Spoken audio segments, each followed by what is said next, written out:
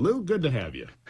Well, thank you so much for having me. It's my kids woke me up at about 4:30 this morning, so you see what you get. I'm sorry I wasn't able to do my hair.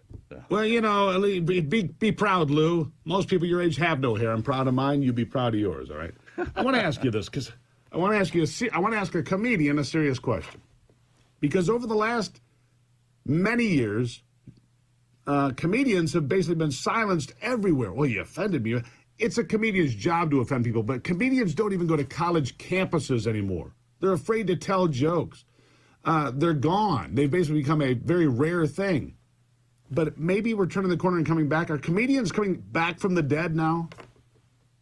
Oh, I think so. I think that, a lot of these, cultural stuff kind of goes in waves. And you've seen a lot of pushback. But I think what's happened is the great thing about being a comedian is that it gives you an opportunity to take on sacred cows, things that you're not supposed to say. In a way, it's kind of like what you said. It's our job to test the waters and see what we can find in the material in the culture.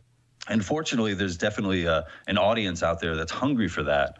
And so I actually think that now is probably the best time ever to be a comedian, to be doing comedy, even though you might not necessarily think it.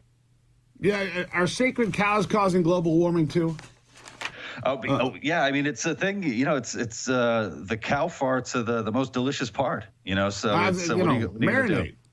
Yeah. Well, you need to marinate. I don't understand any of that. But like George Carlin, how would George Carlin look at what's happening today? Right? Honestly, look at what's going on in college campuses. And you go back to some of the great, and I think he was one of the great, brilliant comedians of all time. In my look at the world.